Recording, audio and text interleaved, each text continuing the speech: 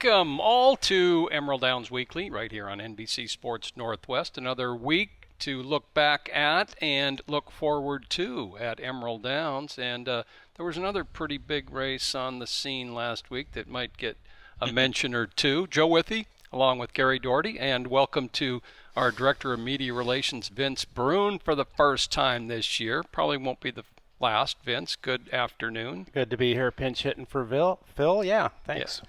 Vince is with us, and Vince does a super job, especially not to direct toward the news and notes only, because he does a whole lot of things, and the Emerald Racing Club will come up. But your Thursday news and notes are really good. I look forward to seeing those every week, Vince. Yeah, and beginning this week, we'll start talking about some stakes action, and we'll talk about that during the show. The Seattle for 3-year-old fillies is going to kick off our stakes action, so that'll be a big part of it on Thursday for sure. Yeah, Seattle Stakes coming up this Sunday. Other things happening this week. Gary, you're always busy with promotions. Yeah, you bet, Joe. 3-day week, first time of the year. Fab Friday racing on Friday night, and a big Mother's Day buffet weekend, both Saturday and Sunday. I've heard the Sunday buffet is almost sold out, so the best day would be Saturday. Kicking off the weekend will be our first Fab Friday. Come on out early, get a free T-shirt. We have 4,000 shirts to be given out, and we'll have a live music band playing, the Jimmy Vegas Band, outside between the races, and we'll also try to give away $1,000 for the horseshoe toss on that Friday night. You had 6 months to clean off the horseshoe, and it's all dirty and dusty and grungy, but it's a real horseshoe, I guess. It's real authentic, and we'll throw it 40 feet. We'll have 3 people, lucky contestants, get drawn out of the bin. We'll come down after race and see if somebody can throw a ringer. If not, the closest one gets $100.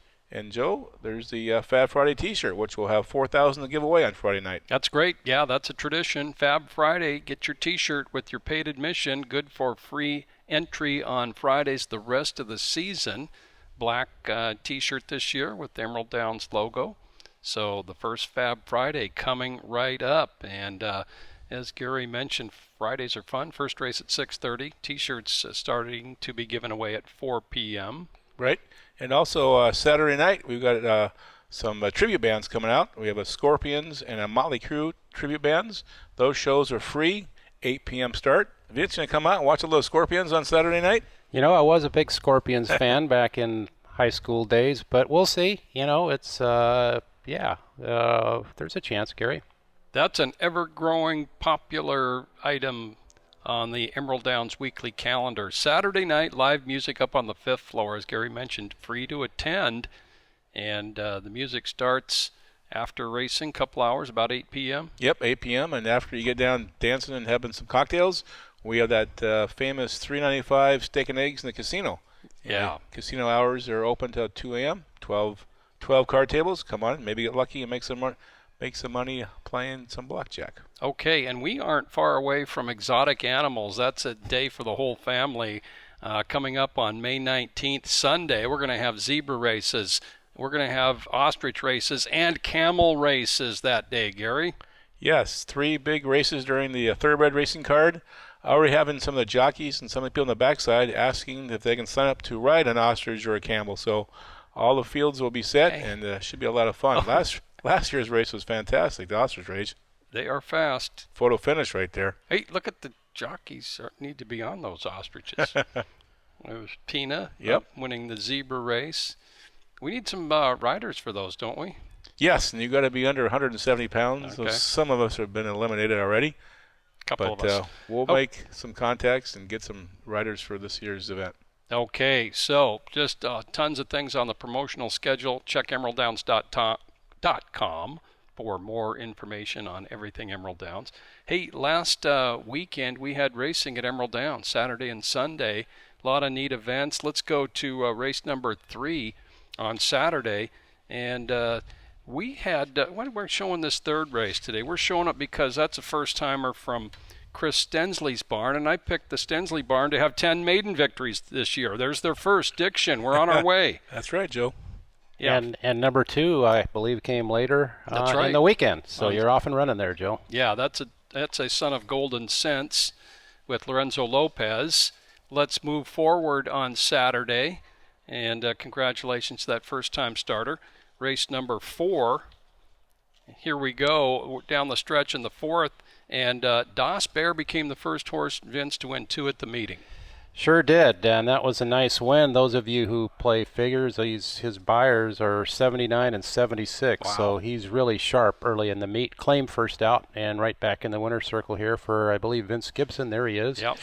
And a really, really sharp horse early in the season. George Carino board. Yeah, that horse is 4 for 7 lifetime as well. Let's go on to the 5th race. Steve Bullock, who had that great season last year with stakes runners and winners, he's only started 2 horses, fellas, and he's 2 for 2, both with first-time starters. This is Sawyer's Hat here with Gary Wales. 11-1. Yeah, 11-1. I think Lulu's Lightning, who won on opening day, was 7 or 8-1. There is Gary Wales' board and the whole Al Adams, David Israel, and Charlie Clark clan. So congratulations to Steve Bullock. He is 2 for 2. And how about the feature race? Let's hear the stretch call from Tom Harris. Run for home. Final furlong away. Emily's Gold leads the charge. Irish Terrier digs in at the inside. Rocket Power on the launch from the far outside. 70 yards to the wire. Emily's Gold driving home and wins it by 2.5.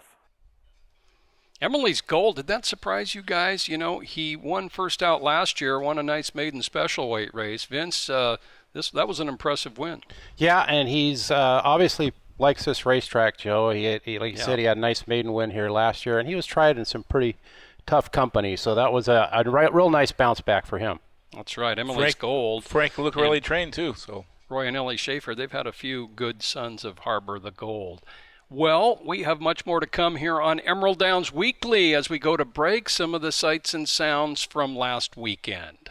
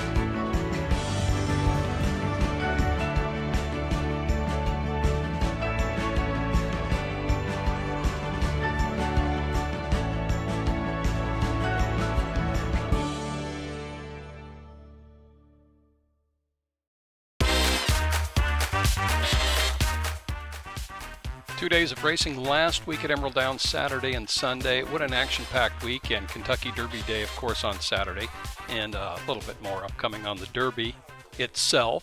Sunday was May 5th. Yeah. Cinco de Mayo. It worked out pretty well. A fantastic crowd. Yeah. Big, over 7,000 came to the racetrack. Dancing horses, mariachi band, lots of fun. Food vendors in the park. It was packed. Face painters, pony rides. What a great day. Weather was perfect. Weather was outstanding.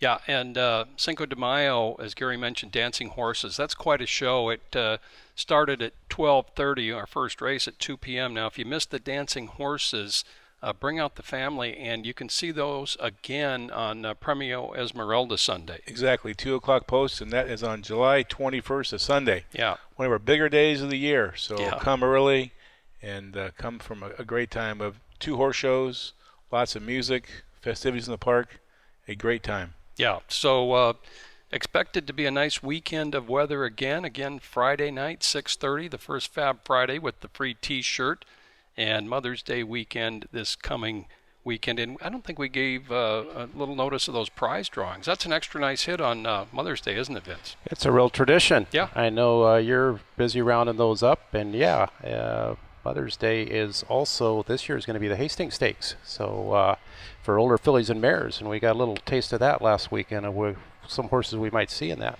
Okay, let's look back at Sunday and recognize some good performances. We'll go to the second race first of all on Sunday, and the reason we're showing this one is because it was a Emerald Downs horse race, and also Royal Guard won under Gary Wales. Howie Gibson, we mentioned Steve Bullock 2 for 2. Howie's off to a great start, Vince. Howie's 2 for 2, and then Ed Cornier's also 2 for 2. So we got 3 guys sitting at 2 for 2. Not bad. They've got some top percentages. Frank Lucarelli, our leading trainer, had another productive week.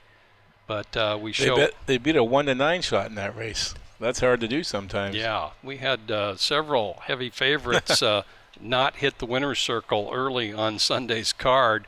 Moving on to the third race, this was Howard Hammer's 99th birthday purse, and I think we're going to get a look at Howard in the winner's circle, but quite a good battle coming down the stretch. Number 1, Sway Road, a long shot. It's going to beat the favorite there, Colt 57, Balamo in third. Sway Road trained by 95-year-old Arturo Arboleda. That's Patrick Henry Jr. aboard. And this was the horse's first start of the year. There's Howard Hammer and his wife Dee. I'm going to give a shout-out Matt Johnson, the groom there, long time for Arturo Arboleda. And Jose Rodales also helps out with Arturo. Jose, also a good trainer here at Emerald Downs. So they're all part of that Team Arturo, and that was a $48 horse. Yeah, $48 for Washington, bred by Sway Away. But Howard Hammer, again, happy birthday to him. He's been a big part of the thoroughbred industry as an owner going back into the 60s. And 99-year-old purse, Howard Hammer, and 95-year-old trainer. Let's move ahead to the fourth race. Blaine Wright, the fellas had a pretty good run the last few years. Our leading stakes trainer the last 2 years. He's won 2 of the last 3 training titles, and I think both of those runners are his there, Vince. That is right. And the winner, Bo Rocket, a 4-year-old first-time starter out of Bolina, and that's Ernie Sherman is the owner-breeder there, Joe. We've seen those silks going way back here with a horse named Mickey Lamoose going way back at Long Acres, and that was a big debut, a 75 buyer. Wow. For Bo Rocket beating She Cherie, also from the Blaine Wright barn, who was clearly second. So, yeah, Blaine, the last 3 years, 135 wins, 22 stakes, wins over $2 million in earnings here.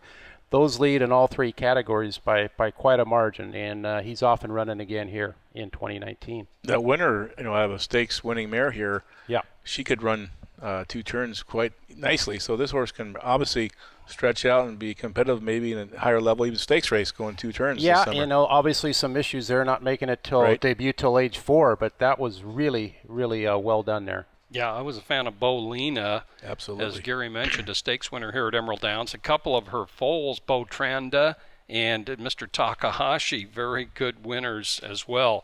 Let's go to the 6th race at Emerald Downs on Sunday, and here's another horse winning for the second time at the meeting already. And as Vince mentioned, trainer Edwin Cornier is 2 for 2, and Rosie's Baby's the horse, Vince. Yeah, and the owner there, Daniel Heap. So congratulations to them. Ed runs a small string of horses here. Also, I believe gallops some horses for Howard Belvoir. Helps out there sometimes in the morning. Used to work for John Sheriffs down in Southern California. Has the Trifecta King been on Rosie's Baby, winning at 6-1 and 8-1? Boy, I wish. The Trifecta King's got to find the key to cash a ticket here next week. Find that key. Okay, the 7th race, a good field of fillies and mares going 5.5, and Sharon Ross had a couple entries in here. How about Candarosa, who ended last season on a 2-race winning streak? Those were at a mile. She proved she could sprint here. Yep, and that's Franklin Ceballos with his second of 3 wins on Sunday. Candarosa for the Can Do Group. We've seen that. She's beaten us 2 straight times in the ERC. That was She's an Eagle making her Emerald Racing Club debut. Got bumped kind of hard at the start, but did pretty good to run on and finish a nice second there. That was her finishing second. She's an Eagle for the Racing Club. The feature race on Sunday, outstanding field of fillies and mares. Let's hear from Tom Harris.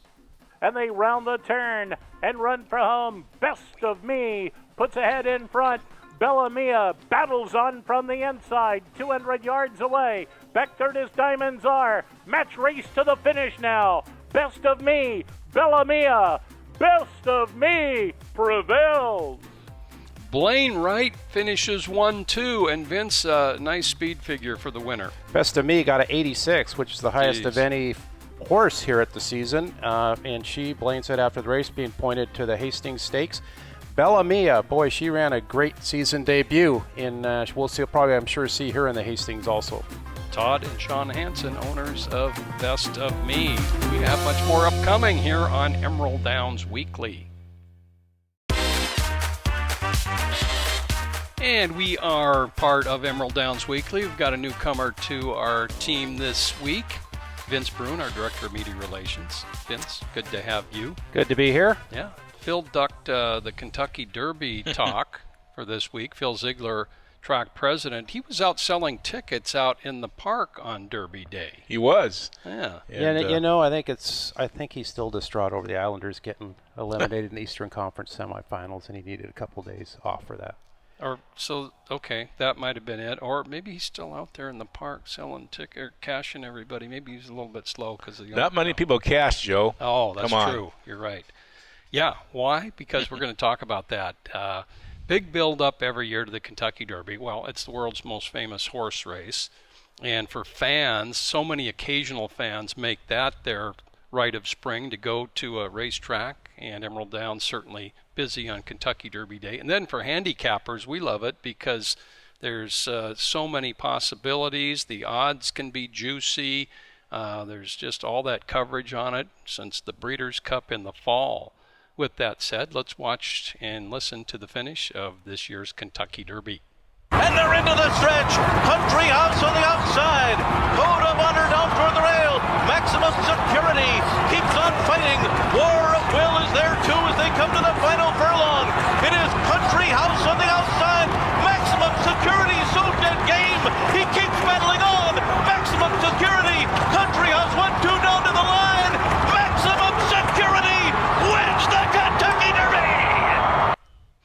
Maximum Security that is Luis Saez aboard, and how tremendously impressive was he on Kentucky Derby Saturday. In the end, after what we're going to go over, still nearly 2 lengths clear after being on the lead all the way, Vince. Yeah, he was, and I feel so bad for Luis Saez, Gary Mary West, Maximum Security, the horse. You scale the most difficult mountain in horse racing, the Kentucky Derby. You're celebrating for 15 minutes, and then to lose it like that. I've been on the wrong end of DQs. Well, let's take a look at the video. Yeah, here we go. Here? And he's on the lead here, as he was all the way. And War of Will behind him was shut off a little bit there, but then it's going to get a little more severe right in here as he drifted out several horse paths. And for whatever reasons he drifted out there, there's a lot of speculation on that. But guys, he did, and there's a different angle of it right here. Somebody said there was a cameraman that was out there on the turf There course. was, and there was also speculation that there was a puddle right there. We all know the track was sloppy, and whatever reasons, he's a young and inexperienced horse. He's getting tired, and you have that wall of sound hit you in the Kentucky Derby. Whatever the reasons, he came out pretty dramatically. Yeah, there was a lot of, you just cited quite a few possible reasons, as Luis Saez was certainly surprised. He wasn't steering him out there. It just happened, and of course War of Will took the worst of it. That's War of Will's butt turned sideways there, Gary. And the stewards, there's no inquiry, right? We had two jockeys' objections. Yeah. There could have been a steward's inquiry, but they hadn't done it when they got a couple of calls to the jockey, including the jockey on the 20 and that's what I horse. wanted to interject. That if we can agree, maybe we all agree that the horse should have come down. There's a lot of disagreement on that. Mm-hmm. I was just reading an Andy Beyer piece, one of racing's most famous authors. He disagreed with the call. But whether you agree or disagree, I think 3 things needed to happen. One, you just said it, Gary, the inquiry light needs to come on in a situation like that. And, 2, if it didn't come on, which it didn't, then it's paramount for the stewards to make the public address announcer realize who is claiming foul. And that didn't happen. No one knew until later that Long Range Toddy and John Court had also lodged an objection of foul. We only heard about Flavien Prat on Country House. And then 3, afterwards, you have just made one of the most paramount controversial calls in horse racing history, and to just issue a statement and not take questions from the press, I think was wrong in that particular situation. So while I don't disagree with the call, I think the procedure was a little bit flawed, in my opinion. That's true. You know, and not putting up the inquiry sign, we talk about this a lot. The stewards are watching the race. There's 3 of them. They should do that. And the jockeys can claim foul, of course, as a secondary measure to get the light blinking. But when the stewards don't put up the inquiry sign, there can be some consternation among jockeys. You can save all that. They're watching it. Then maybe they thought that, well, if the jockeys don't claim foul, it's a Kentucky Derby, we're not going to do anything. But then they did make the monumental move of making the first DQ in history of the race. And then you hear all speculation that, you know, Bill Mott is the bad guy and Flavien Prat for claiming foul. Well, it's the Kentucky Derby. Now, if the stewards put up the inquiry, that takes the onus, like you're just talking about, Joe, where no one has to claim foul or worry about relationships or any of that stuff. And that's, again, why it's important, I think, in that situation for the stewards to light that inquiry. Also, it lets the public know we all saw something happen there. Right. And, yeah, we're on it. We saw that, and we're looking into it. You know, that's why it's called an inquiry. We all saw something happen that was a potential possible foul. And it was bad enough that the stewards should have put the inquiry sign up at the quarter pole. And then they spent, 22 minutes? I mean, they know this is a huge decision. It's never been done before. That's part of it. You know, first time in history. And obviously, there's been many derbies where we've had interferences, horses lose all chances to break. But this was when the horses turned for the stretch run, the leader, who's leading all the way around, you know, bears out 4 or 5 lengths. And those two, the horse behind them, their legs are almost intertwined. It could have been a big stumble, but no horse did go down. The horse opened up another 2 lengths and was the best horse in the race, as Andy Beyer said. So, I mean, we all damn say if you that. do, damn if you don't. No I mean, the disagreement stewards are in a really tough position. They are, and Well, it was close. But I think most everybody will agree it was a foul. Couple of horses could have had a higher placing.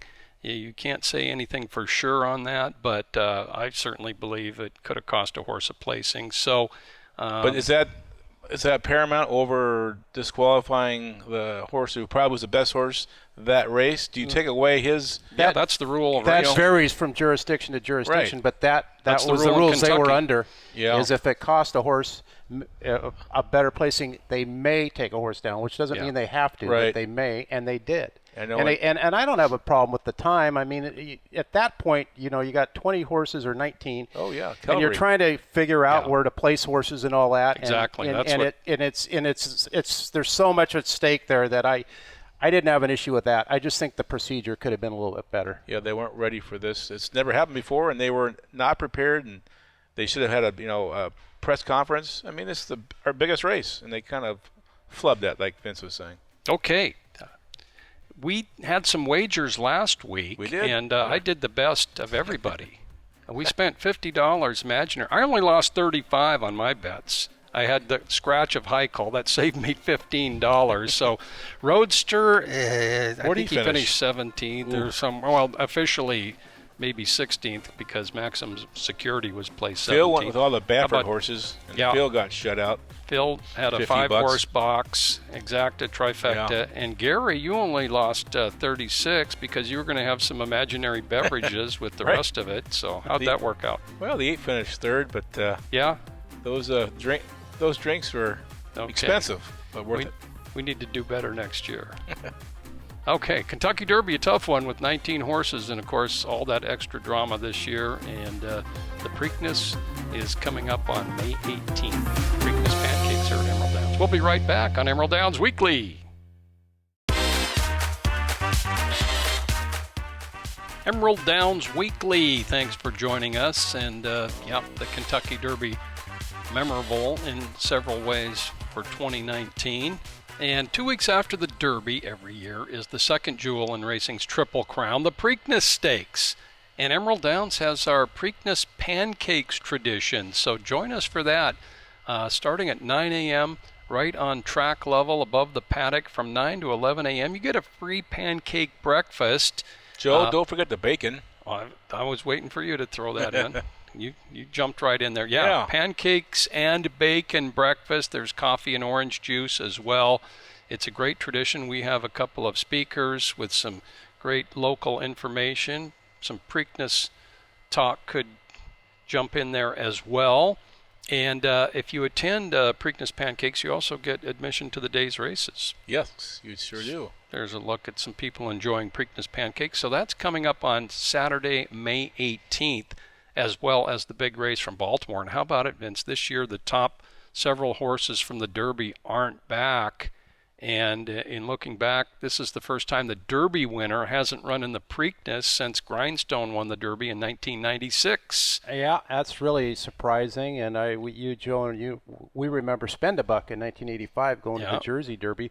But the good news is we'll kind of have a local rooting interest this year with another twist of fate. And Maximum Security. Gary West is being sour. He could have run his horse. He's just mad at Churchill Downs and isn't going to run in the Preakness because he can't win the Triple Crown now. So he's just going to lay low. And, you know, it does hurt the overall stature of the race without having Maximum Security, who's, you know, never lost.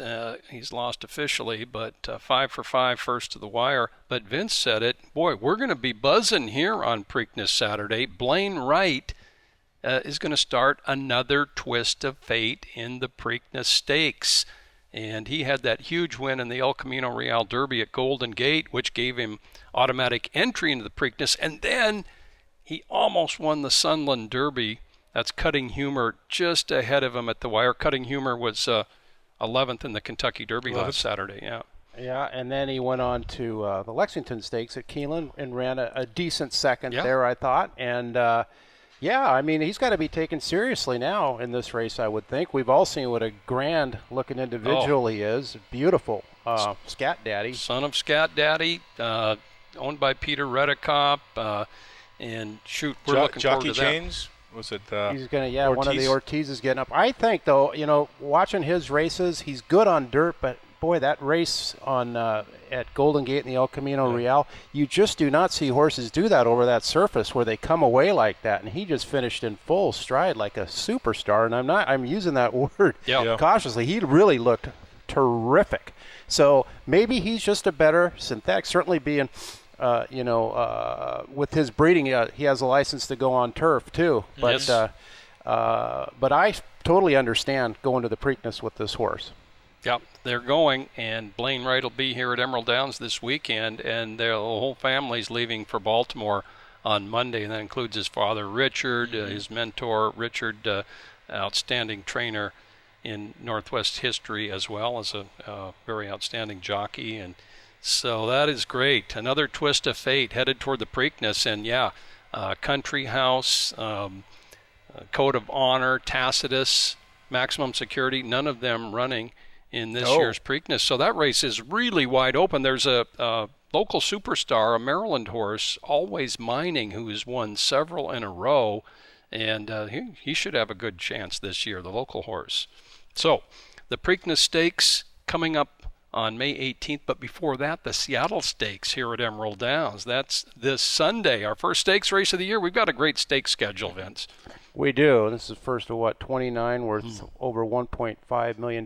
We got that big championship Sunday this year coming up on August 11th. But yeah, the Seattle Stakes. Joe, you've got a real rooting interest in there with Northwest Factor, who beat the guys in the Gottstein Futurity last year. Yeah, that was a ton of fun. She was really good as a 2-year-old. Northwest Factor, trained by Steve Bullock. Here is that Gottstein, and she is laying second right there.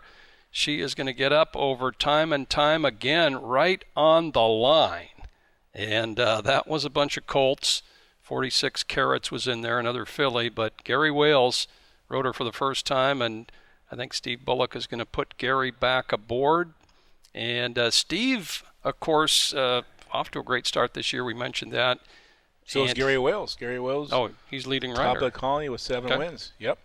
Don't slight Gary. Don't slight David Israel as an owner either. His silks are sharp. Well, Steve Bullock is going to have 2 horses in the Seattle Stakes. He's going to enter 2, Northwest Factor and Lulu's Lightning. Let's hear from Steve.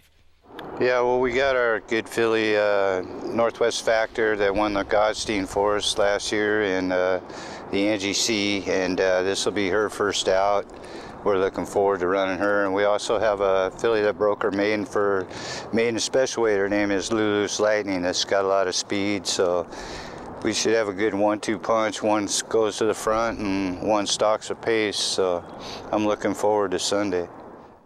Yeah, Steve, 10 starters in stakes last year. He won 6 of them. That's Lulu's Lightning on the inside on opening day. And a first out winner, a daughter of Harbor the Gold, full younger sister of my chief, who has been a very successful racehorse. So Lulu's Lightning's 1 for 1, and Steve is going to run both of them, Northwest Factor and Lulu's Lightning. Steve, those two go back in history a little bit. They've wintered together, and they're right next to each other in their stalls in the Bullock barn. Let's hear from Steve again.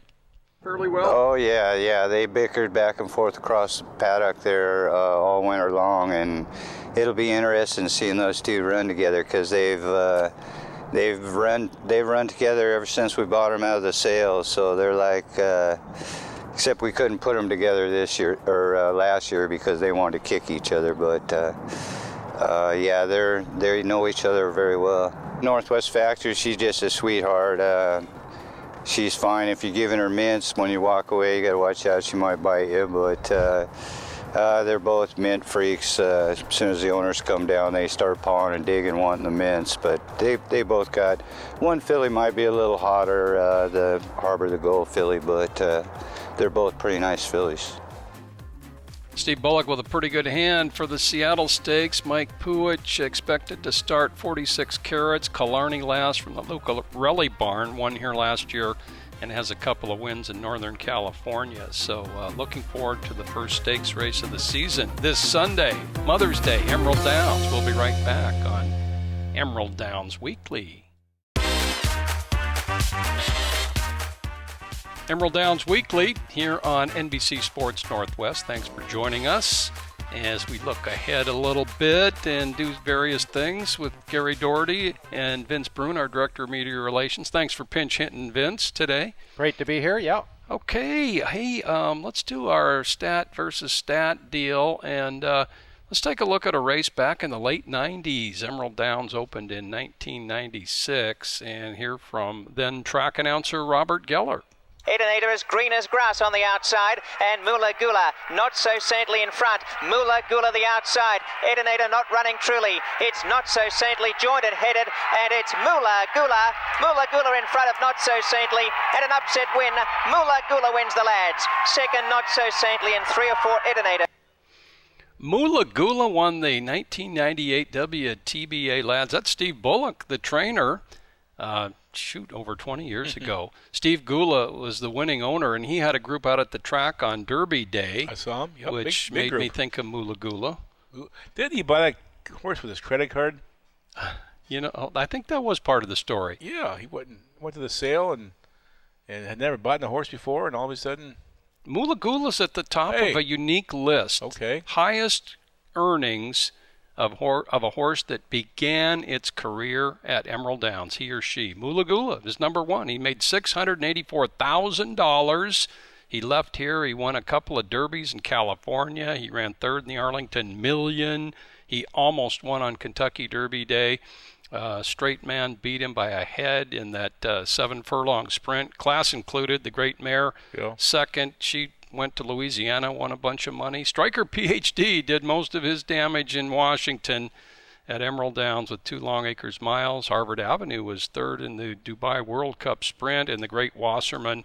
Barkley is an active horse. There's his total, who began his career at Emerald Downs. So Mula Gula on top of that list. And hey, Vince, that's a pretty good stat, wasn't it? that's Not too bad. It's Yeah. fairly I like unique. it. I think I'm in trouble. Well, let's see yours, Gary. I want this since our first stakes is this weekend. I can I see thought that. to look up who has won the most stakes wins here as a trainer. And of the 7 listed here, 5 are still active, and they all started training here in our inaugural of the first season of racing in 1996. Doris Harwood, boy, Vince, she's got a 17 lead over Jim Penny, who passed away here recently. Do you think anybody will ever pass Doris? Yeah, I do. I hate to say we keep talking about Blaine Wright, but he's got 22 in the last 3 years and 20 in the last 2 years. So, I mean, you project that over a few more years. It's possible. So he's relatively young as well. What's the better stat? I got to go with my man Joe here, Gary. I like yours a lot, but I like that esoteric part of Joe's a little bit better. But they're both very solid. How did Joe think of doing that one? He Yeah, must have had some I've data. been keeping track of that for quite a few years, that little stat. It's out there, but I like Gary's info too. Yeah, and it was good. just about everybody on Gary's list is in the Washington Thoroughbred Hall of Fame. I think Frank Lucarelli's pretty soon to join him. Hey, remember Championship Sunday, the date, August 11th, topped by, of course, the Long Acres Mile and a stakes quadruple header. Speaking of the mile, this week's mile look, video-wise, is next on the show. We'll be right back. Anticipation of the 2009 Long Acres Mile built throughout that season. Assessment had emerged as the top local horse. The Howard Belvoir runner had won 3 times, including the Budweiser and Mount Rainier handicaps, and was second in the Governors. It wasn't going to be easy. Defending champion Wasserman was racing well, and dynamic sprinter Attaboy Roy arrived a few weeks into the meeting, speeding to 2 victories. Add 5 California shippers led by accomplished millionaire Awesome Gem and the top Hastings horse Tady, winner of 3 stakes in Canada. At the mile draw, Assessment's owner Diane Tice drew post number 12. Diane's husband, positive thinking Lou Tice, wasn't worried despite no horse winning the mile from post number 12 since Coldwater in 1935. Unlike most everybody else, trainer Howard Belvoir immediately saw a scenario that would give Assessment a chance at good early position. I'm going to try to tell Galen there's 2 or 3 speed horses right in front. I said just follow them over and sit in and get your best trail you can. And it just happened to work out just like I told him. He thought I was a genius, but I was just lucky. With a confident and competitive Galen Mitchell aboard, the short run to the first turn was just as Belvoir predicted. From there, Assessment took over. The leader is 2 in front, but they're coming. Attaboy Roy stopping. Assessment going up in the centre. Bank Emblem the rail, then Awesome Gem Wasserman. Assessment and Awesome Gem coming at Attaboy Roy. Assessment's reached the lead. Assessment in front, tackled by Awesome Gem. Tady is late, but Assessment's won the mile. Assessment from Awesome Gem. He'd run down the fastest fractions in race history and held off the furious finishes of Awesome Gem, Tady, and Wasserman. A tremendous ride by Mitchell. Pictures from the 2009 mile tell the story of a memorable day at Emerald Downs. Howard Belvoir pulled off a rare feat of winning consecutive miles with different horses. Emerald Downs Weekly. Here's our pick of the week. And that goes back to, if you can see the terrain, it's not fully completed at Emerald Downs. So that is the spring of 1996. And the fella on the left is Ron Crockett, the president of Emerald Downs, and the man behind the project, still very active in Washington racing. And he must have done scores of those tours. We started, of course, near the Quarter Chute Cafe, quarter pole area, and got all the way down to the grandstand, and hard hats were required to go in the building at that time. So Ron did a lot of those tours. Some of them came from the off-track in Tukwila. Others people met at Emerald Downs, and that was a memorable time. Pick of the week. So this weekend at Emerald Downs, again, it's a 3-day race week. Are you done studying for your selection for Friday? Getting closer. You're getting closer. Okay. Well, Fab Fridays start this Friday at 6:30. The T-shirts out there. Free T-shirts with paid admissions, and of course that T-shirt's good for free admission on Fridays the rest of the season. And once again, the Jimmy Vegas Band out by the winner's circle. We have beverage specials and the $1,000 horseshoe toss start. So make sure you fill out your entry blank when you come into the track this Friday to get a chance to throw a horseshoe we didn't have a ringer again last year among our fans, did we? No, Joe. 2 straight years we've had no ringers for $1,000. Maybe this third year, Vince. You watch that, don't you, from upstairs and see how close some of these horseshoe I usually tossers get? take a gander down at it. Yeah, so I got a hunch someone will hit it this year. I think you're right. Gary and Tom Porter, our celebrity tossers, each had a ringer last year. Authentic. Oh yeah, you nailed it. You said that was my career in sports activities. You laughed when I said it. I remember that. It could be true though. You nailed a ringer right there in front of the huge crowd on TV all over the world. Okay, so this weekend starts Friday night, and then Mother's Day is both Saturday and Sunday at Emerald Downs this year.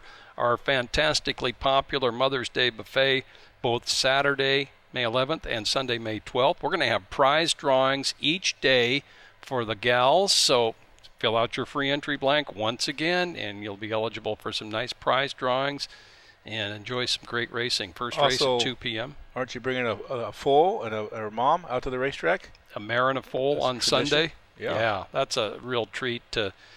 Finding More is actually the mare this time. She was the 2012 Washington champion 2-year-old filly, and she has a foal by a colt by Shaman Ghost. So this is a wheeling, right? Only a few months old? Oh, yeah. I think one year the foal was only a couple weeks old. Wow. So, yeah, thanks so much to Debbie and Rick Pabst from Buckley, Pabst Blue Ribbon Farm, for providing that always nice feature on Mother's Day at Emerald Downs. And so that's some of the stuff this weekend. The Seattle Stakes again on Sunday, and then the following weekend, Preakness Pancakes, the Preakness, and Exotic Animals on Sunday. So we have selections looking toward the weekend. It's always that's what's great about thoroughbred racing. What have you done for me lately? There's always something out there, a horse race to handicap, and we all spend our time handicapping throughout the week. Vince, what are you looking at for this weekend? I think we're going to Friday here. We'll go to Friday. I'll go to race 3. There's the rail horse 12-1 on the morning line called Take a Look at Me, and a couple angles I like here. It gets a waiver claim. The horse was highly fancied first out in a similar race last year and completely missed the break. And I don't like the fact that it draws the rail, but does show a couple pretty good works. Juan Gutierrez just has a sensational track record riding for the Penny Cooper barn over the years, and I think he's on a pretty live horse here. Joe, I both like second-time starters, especially one that got a little experience last year. So I think it's a live long shot on Friday. What's the morning line price there? 12-1. 12 to Take 1. a look at me in race 3. Very good, Gary. How about you? I was going to go to the 6th race, the feature race of the card. Fillies going 5.5 furlongs. I went with the price horse also. Sunshine Emily, trained by Frank Lucarelli. Been out 3 times last year. Won her debut. She draws inside, gets the hot riding Franklin Ceballos. Lots of speed in this race, and I'm hoping maybe she can lay second or third and run by the front runners late. Liking the jockey switch to Franklin Ceballos, and Lucarelli's off to a great start. 6 for 17 at the meet, over 30%. Yeah, he's a 5-time titleist here at Emerald Downs, 5-time leading trainer, and the track's all-time leading trainer. He passed Tim McCanna last year. Okay, we're going at it, Gary and I. He's got 10-1 Sunshine Emily in the 6th. I'm going with number 5, Fleet Marie, 8-1 morning line. Bonnie Jenny trainee. Their forms aren't all that dissimilar. Both were in the Shinpo last year, and you beat me there in the Shinpo. Fleet Marie started her career with a nice win, and then she had the 1 post in the Shinpo out of 12, and she did get shuffled back after showing a little bit of speed. So first start of the year for both of our picks, Sunshine Emily and Fleet Marie, were both taking a little price shot there in the 6th race on Friday. So, okay, there's all 3 pretty good price angles from us this week, and all on Friday. And Vince, I think you had a stat that you wanted to jump in the stat wars here. Well, yeah, those Saturday entries are out, and if you go to race 3 on Saturday, listen to this. It's a 7-horse field. The combined Emerald Downs record of for the 7 horses in race 3, which is a 15 claimer, is 55 for 137. Wow. With earnings of $701,333. That's 40.1% wins. It's topped by Mike Man's Gold with 19, Wine at 9 with 13, but then you got a horse like Huya in there with 6, So Lucky, and Maurice Code both with 4. Jeez. Blame It on Royce with 6. It's a heck of a 15 claimer. Mike Man's Gold. Hell is Mike Man's Gold now? He's 2 a win from tying away, with right? Seattle Boy for Wow. most wins ever. He's up to 9 years old now. 9 years old. And Mike Man's Bro is in the 4th on Saturday. Full brother. Okay. Hey, thanks for watching Emerald Downs Weekly, and we'll do it again next week, but hope to see you at the track this weekend at Emerald Downs. Thanks for watching. Mike Man's Bro. Ringer, Full $1,000. Mike Man's Bro had a Cash. good year last year. That's his athletic. That's his We'll pay area of cash. expertise right there.